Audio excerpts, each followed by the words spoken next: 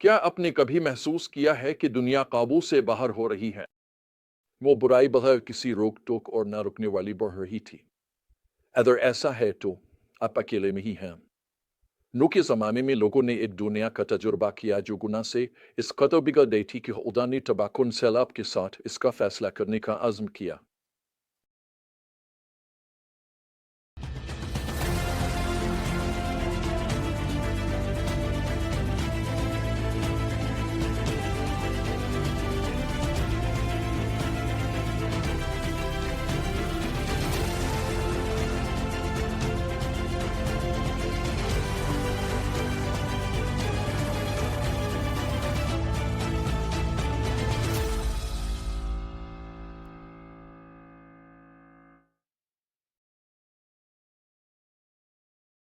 جب ہم پیدائش 6 اور 7 میں جانتے ہیں تو ہمیں معلوم ہوتا ہے کہ انسانیت بے حد بدکار ہو چکی تھی۔ پیدائش 6 اور 5 میں لکھا ہے، خداوند نے دیکھا کہ زمین پر انسان کی بدی بہت بڑھ گئی ہے اور اس کے دل کے ہر خیال اور ارادہ ہمیشہ بدی کی طرف مائل ہے۔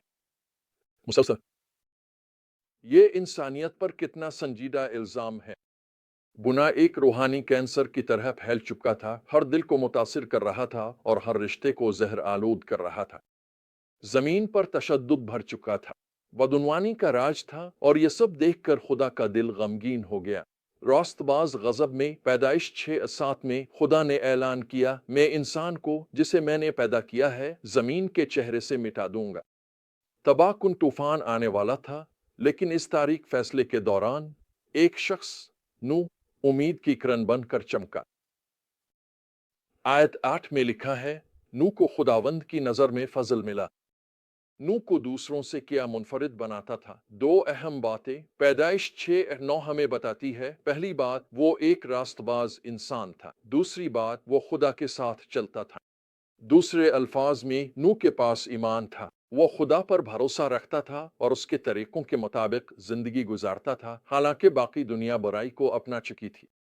اور اس کے ایمان کی وجہ سے خدا نے نوح کو ہدایت دی کہ وہ ایک کشتی بنائے تاکہ وہ، اس کا خاندان اور ہر جانور کی نسل کے نمائندے اس میں پناہ لے سکیں۔ اتنا بڑی کشتی کو بنانا کوئی معمولی کام نہیں تھا۔ نوح کو اسے مکمل کرنے میں تقریباً 100 سال لگے، اور اس دوران وہ مذاق اڑانے والوں اور ٹھٹھا کرنے والوں سے گھرا ہوا تھا جو اسے پاگل سمجھتے تھے۔ لیکن نوح نے خدا کے کلام پر یقین رکھا جو آنے والے عذاب کے بارے میں تھا۔ اس کے ایمان نے اسے فرمانبرداری کے ساتھ کشتی بنانے پر آمادہ کیا جو نجات کی واحد امید تھی۔ نوح کا ثابت قدم ایمان ایک بے اعتقاد دنیا کے سامنے ایک زبردست مثال ہے۔ یہ مجھے ان بزرگ خواتین کے ایک گروہ کی یاد دلاتا ہے جو نورلسک میں رہتی تھیں، جو کہ آرکٹک سرکل میں واقع سائبیریا کا ایک کان کنی کا شہر ہے، جہاں سابق سوویت یونین کے دور میں مسیحیوں کو ظلم و ستم کا سامنا تھا۔ تمام مشکلات کے باوجود ان وفادار بزرگ خواتین آدا بابوشکاز نے کان کے منتظم سے درخواست کی کہ وہ ان کے لیے ایک چرچ تعمیر کرے۔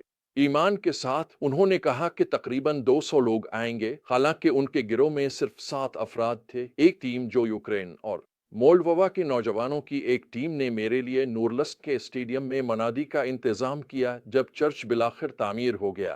شہر کے زیادہ تر لوگ غیر معمولی طور پر اچھے موسم کی وجہ سے شہر چھوڑنے کا منصوبہ بنا رہے تھے، لیکن خدا نے وقف کے دن علاقے میں ایک طوفان بھیج دیا جس کی وجہ سے شہر کے لوگ رک گئے اور تبلیغ سننے لگے بجائے اس کے کہ وہ شہر چھوڑ دیتے۔ معجزانہ طور پر پورا اسٹیڈیم لوگوں سے بھرا ہوا تھا اور سب نے اپنی زندگیاں مسیح کے سپرد کر دیں اور ایک نیا چرچ وجود میں آیا۔ اگلے دن چرچ نے اپنی پہلی عبادت منعقد کی۔ یہ نئے ایمان لانے والوں سے کھچا کھچ بھرا ہوا تھا۔ نوح کی طرح ان قیمتی خواتین نے ناممکن کے لیے خدا پر بھروسہ کیا اور ان کا ایمان بہت سے لوگوں کے لیے نجات کا ذریعہ بن گیا، اور ایک تاریخی چرچ کا قیام ہوا۔ دیکھیں، طوفان کا پیغام صرف فیصلے کے بارے میں نہیں ہے، یہ نجات کے بارے میں ہے۔ کشتی یسوع مسیح کی ایک تصویر ہے جو آنے والی تباہی سے ہماری پناہ گاہ ہے۔ ہم سب گناہگار ہیں اور فیصلے کے مستحق ہیں۔ جب ہم مسیح پر ایمان لاتے ہیں تو ہم نافرمانی کی پرانی زندگی سے اطاعت کی نئی زندگی میں منتقل ہو جاتے ہیں۔ ہم مسیح پر ایمان کے ذریعے کشتی کی حفاظت میں لائے جاتے ہیں۔ تو اس کا آپ کے لیے کیا مطلب ہے؟ سب سے پہلے ہمیں گناہ کی سنگینی کو سمجھنا ہوگا۔ طوفان کا واقعہ ہمیں دکھاتا ہے کہ جب گناہ کو بے قابو چھوڑ دیا جائے تو اس کے تباہ کن نتائج ہوتے ہیں۔ ہمیں چپ نہ رہنا ہوگا اور اپنی زندگی میں گناہ سے نمٹنا ہوگا، ورنہ یہ ہمیں تباہی کی طرف لے جائے گا۔